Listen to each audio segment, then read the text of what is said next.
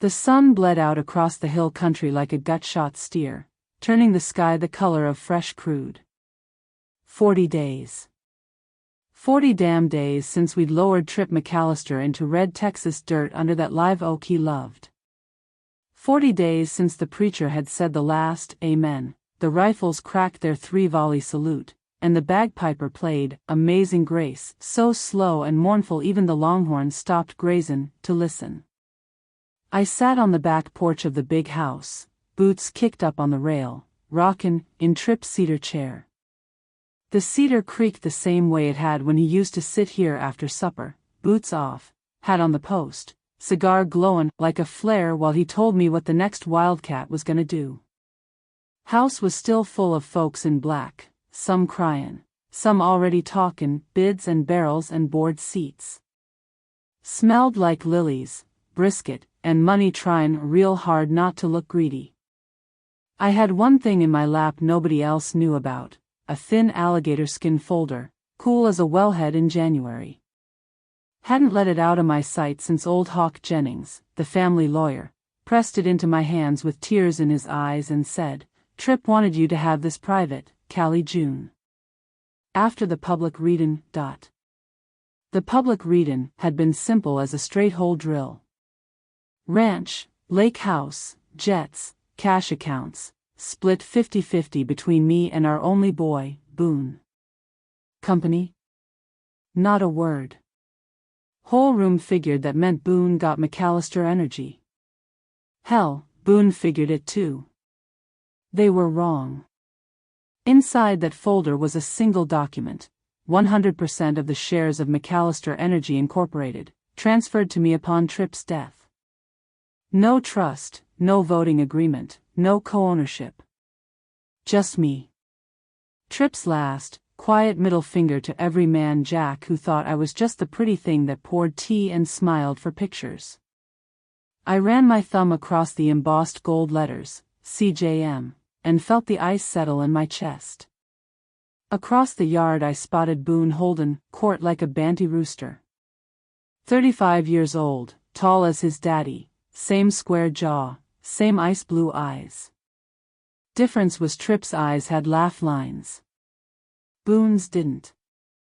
He was Logan, loud with the executives, Rusty Hale, VP of Operations, Maria Gonzalez, head of logistics, and that greased ferret CFO, Travis T-Bone Rollins. Boone was already measurin' for the big chair, pattin' Rusty on the back, adjustin' his diamond horseshoe boilo like the crown was already his. He saw me watchin'. Excused himself and strutted over, T-Bone trailin' like a loyal tick. Mama. He blocked the sunset with his shadow. Tomorrow I take over official. Daddy's office is mine now. You'll want to clear out his stuff, and yours. I'm turnin' this ranch into a corporate retreat.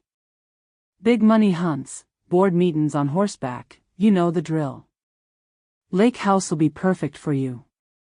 Smaller. Just you and the memories.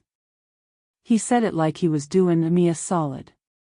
Then he leaned in, voice low and ugly, and just so we're clear, your new job title is whatever I decide. Might start you with scrub in the executive bathroom. On your knees'll feel real familiar. The words hit like a blowout, hot, sudden, blinding. The porch chatter faded. The lilies turned sour. Something inside me cracked clean in two. Grief didn't pour out. Ice did. I stood up slow, folder clutched to my chest, and walked through that crowd like Moses parting the Red Sea. Up the curved staircase, into the master suite, locked the door. Sat on the edge of the bed till the last pickup taillights disappeared down the Caliche Road. Then I went downstairs to Trip's study. The room still smelled like him, leather, cigar smoke, and that faint cedar from his boots. I sank into his chair, pulled the ancient Rolodex from the bottom drawer. Not the digital contacts the secretaries used. The real one. Handwritten cards with home numbers, kids' birthdays, wives' surgeries, grandbabies' names. Trip called at my spiderweb. I started dialing. First call, Loretta Haynes, Midland. Her family had pumped crude for us since Spindletop. Second, Jamal Khalid, Houston, best frac cruise south of the Red River.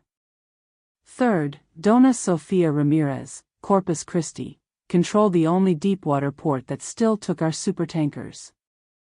Every conversation was the same. Hey, sugar, it's Callie. Yeah, I know, baby, I miss him too. Just callin' to let y'all know Boone's talkin' the wheel now. Hum. New sheriff in town. Y'all take care. I didn't tell them what to do. I didn't have to. They heard the spaces between my words. I made 17 calls that night. By the time the roosters started, the web was humming. Next morning Boone rolled into downtown Houston like God's gift to petroleum. 42nd floor, corner office overlooking the ship channel. Tripp's office. He tossed the bronze roughneck statue in the trash, hung his own glossy portrait, slick, arrogant, eyes on the horizon instead of the people below. Called in T-Bone. Send an email to every vendor. 15% price cut effective yesterday, or we walk. Tell them the old man's sentimental bullshit died with him. New era. T-Bone grinned like a coyote in the henhouse. Hit send. They leaned back, waitin' for the Groveland to start. It never came. Instead, silence. Then the phones lit up, only nobody was calling them. 2 days later I was out back feed-in the horses when Loretta rang. Callie June, that boy of yours just sent the rudest damn email I ever read. 15%? After 38 years? My crude's goin' somewhere else tomorrow mornin'. Jamal texted, cruise pullin' off your pads at sunset, darlin'. Sorry. Sophia sent one line in Spanish. Con respeto, adios. By day 4, every well was shut in, every rig stacked, every tanker turned around in the Gulf. McAllister Energy went from 42,000 barrels a day to 0. Flatlined. But the real knife twist came the next afternoon. I was deadheadin' roses when Hawk Jennings called. Callie, you sittin' down? Boone and T-Bone been in bed with Vanguard Resources for months. Full sail. They're fixin' to gut the company and sell the bones. Vanguard. The Walmart of oil. The outfit that bought legends, fired the old hands, turned handshakes into layoffs, and left nothin' but a logo on a pump jack. Tripp hated them worse than a dry hole. My blood didn't boil. It froze. I made one more round of calls, this time with the truth. Told Loretta, Jamal, Sophia, and the rest that Vanguard was circlin'. That Tripp's name was about to be sold like a used pickup. The spiderweb turned into a net.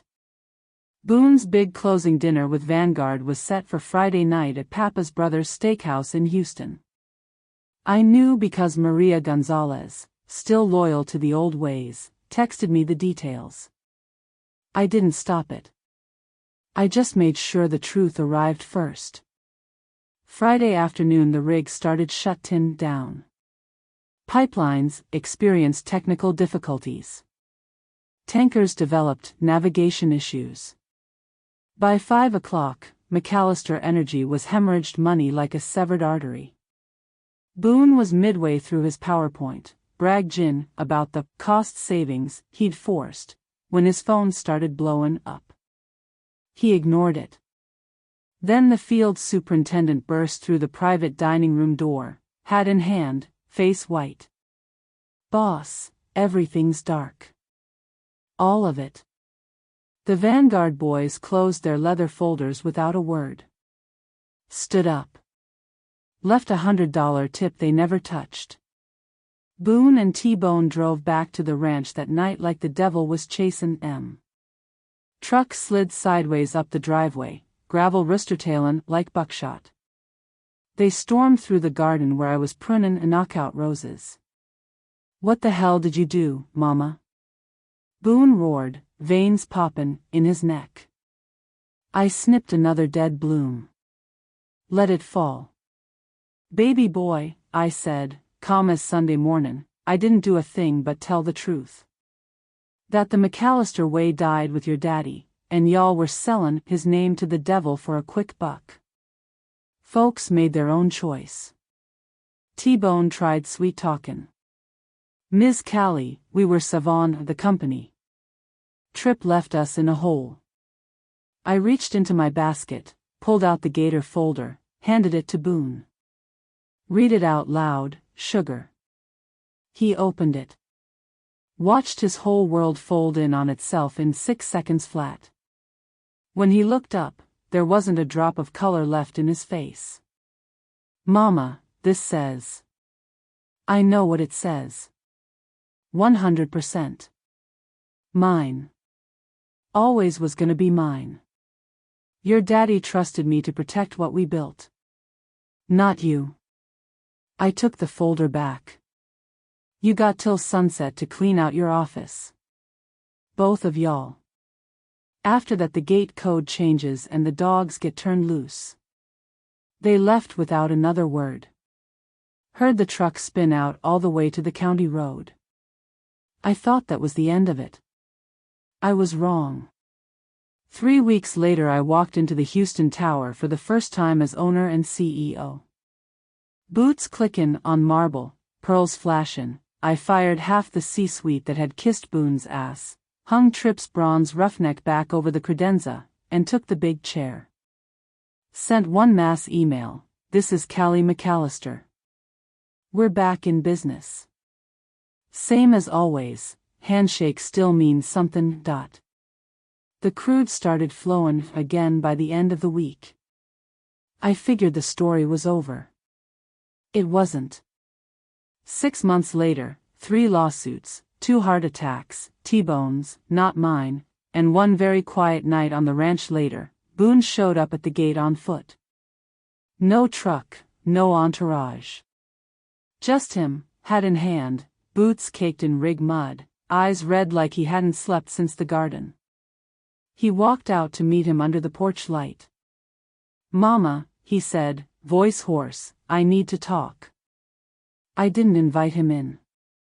Just leaned against the post and waited. He told me everything.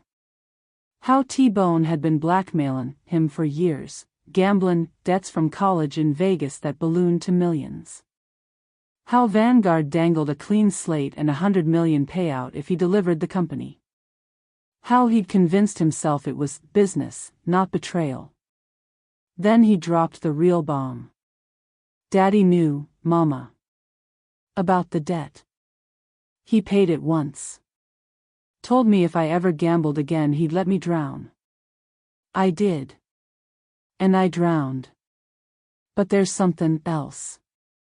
He pulled a folded seismic survey from his back pocket, hand-drawn, old school, marked in Tripp's handwriting. Section 14, South Lease. Daddy never drilled it. Said the numbers didn't pencil. But I've been studying it nights. There's a reef down there big enough to make Spindletop look like a puddle.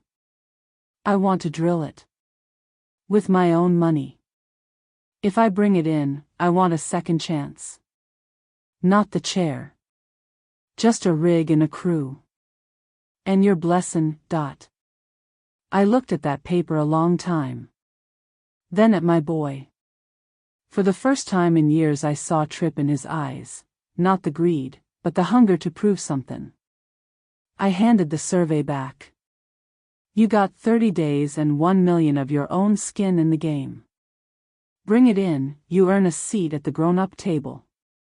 Dry hole, you walk away forever. No safety net." He nodded once. Didn't hug me.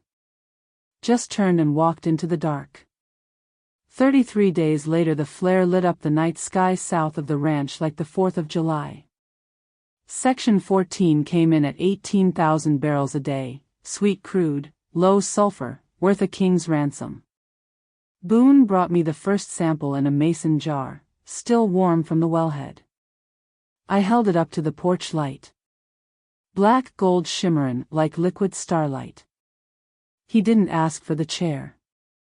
Just said, "I'll start as tollpusher on night tower. Pay my dues." I nodded. "Welcome home, son." We launched the new crude blend the next year, aged 6 months in Pappy Van Winkle barrels, bottled like fine whiskey. Called it Trips Redemption. Sold out in 48 hours at triple the price. Sometimes late at night I still sit on that same porch, boots on the rail, watchin' the pump jacks nod slow and steady like old men prayin'. And I swear I can feel Trip smilin' down, cigar glowin' like a flare. Turned out the quiet little wife wasn't so quiet after all. And in Texas, the oil keeps flowin', but only when the right hands are on the valve. If you enjoyed this story, make sure to support the channel, like the video to boost it. Comment your thoughts. I love hearing from you. Share it with someone who would enjoy it. Subscribe and hit the notification bell so you never miss a new upload.